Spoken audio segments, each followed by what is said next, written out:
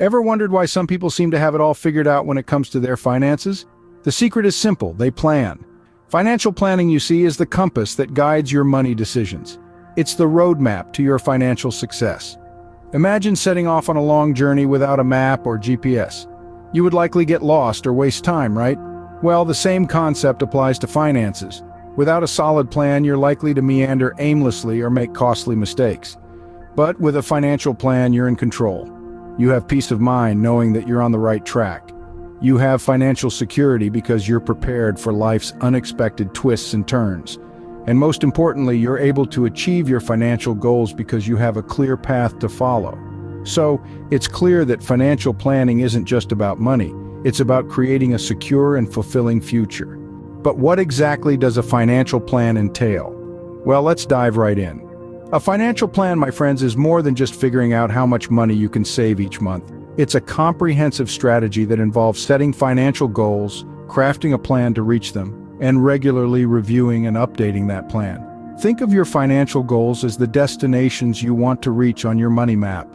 Maybe you're aiming for a comfortable retirement, planning to buy a house, or funding a college education. Your goals are unique to you, and they provide direction to your financial plan. Creating the plan, then, is like charting your course. It's about deciding on the best routes to reach your goals, considering the resources you have, the challenges you might face, and the time it will take. But a plan isn't set in stone. It's essential to review and update it regularly, adapting to changes in your life and financial situation. In other words, a financial plan is your roadmap to financial success. The first step to creating a financial plan is setting financial goals, but how to do that? Well, think of your financial goals as the destinations on your financial journey. They're the places you want to reach and the milestones you want to achieve. And just like any journey, having a clear destination will make the path to get there much easier to navigate. So, how to set clear and realistic financial goals? First, it's crucial to understand that your financial goals can be divided into three categories: short-term, medium-term, and long-term goals. Short-term goals are your immediate needs and wants. They are the things you plan to achieve within the next year. This could be anything from saving for a vacation, paying off a credit card, or even setting aside a small emergency fund. Medium-term goals, on the other hand, are targets you aim to hit within the next 1 to 5 years. These could be larger purchases or investments, such as buying a car, starting a small business, or maybe even a down payment for a house. Lastly, long-term goals are your big-picture plans. They're the dreams you want to fulfill in more than 5 years. This could be retiring comfortably, buying your dream house, or setting up a college fund for your kids. When setting your goals, remember to be specific. Instead of saying, "I want to save money," say, "I want to save $10,000 for a down payment on a house in 5 years." This gives you a clear target to aim for and makes it easier to track your progress. Also, ensure your goals are realistic. It's great to aim high, but your goals should also be achievable based on your income and expenses. Unrealistic goals can lead to frustration and may even discourage you from sticking to your financial plan. So, take a moment to think about what you want to achieve financially. Write down your goals and categorize them into short-term, medium-term, and long-term. Remember, your goals are the foundation of your financial plan, so take your time to define them. With your goals set, it's time to create a budget. Creating a budget is like drawing a financial roadmap. It starts with understanding where your money comes from and where it goes. The first step is to track your income and expenses.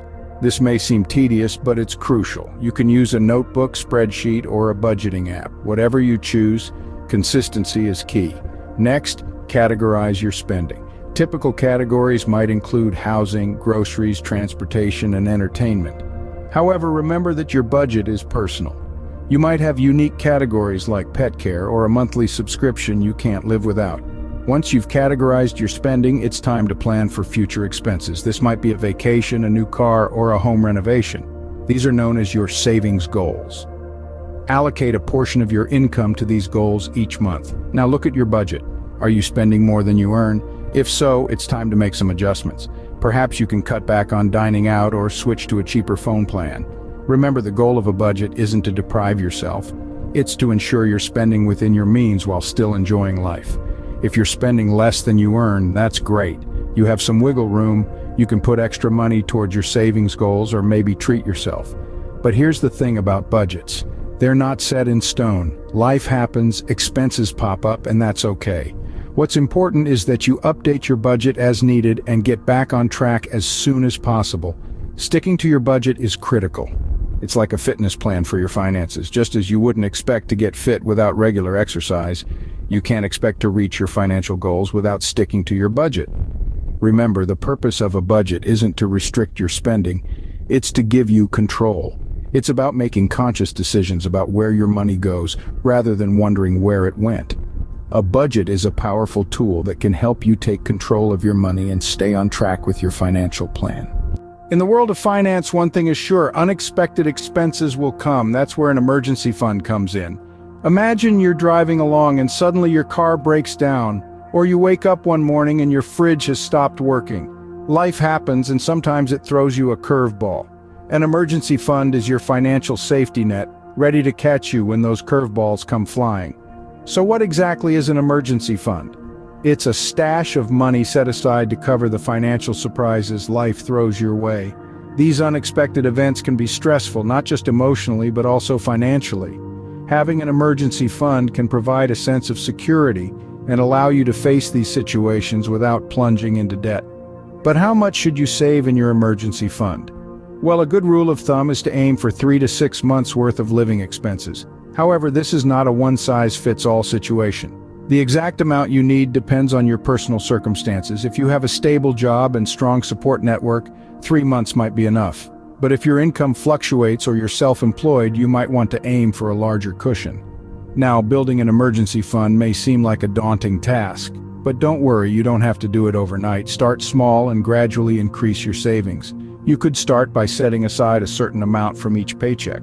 Or you might consider automating your savings so a portion of your income goes directly into your emergency fund. Remember, it's not about how quickly you can save, but about establishing a consistent saving habit.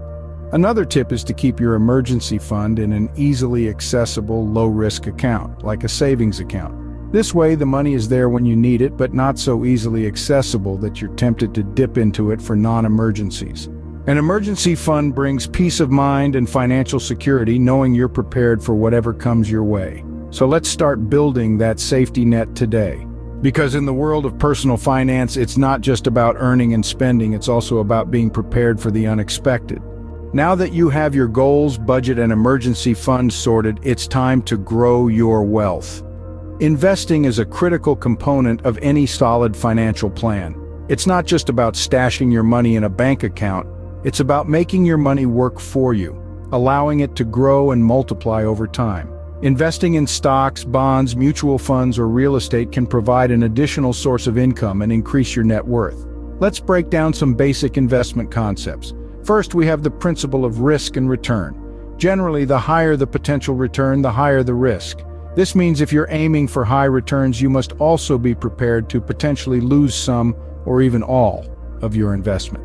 Then we have diversification. This is essentially not putting all your eggs in one basket. By spreading your investments across different asset classes and sectors, you can reduce risk and increase the likelihood of a stable return. Finally, there's the concept of compounding. This is when the returns on your investments are reinvested, allowing your wealth to grow exponentially over time. It's like a snowball rolling down a hill, gathering more snow and growing larger as it descends. Now, you might be wondering, how do I start investing? Well, it's simpler than you might think. Begin with research. Understand different investment options and decide which ones align with your financial goals and risk tolerance. Consider seeking advice from a financial advisor if you're unsure. Next, start small. You don't need a huge sum to start investing. Many investment platforms allow you to start with as little as a few dollars. Remember, investing is not a get-rich-quick scheme. It's a long-term strategy that requires patience, discipline, and consistent contributions. Investing is a powerful way to grow your wealth and achieve your financial goals. Don't let fear of the unknown hold you back. Embrace the process, learn from your mistakes, and watch your wealth grow over time.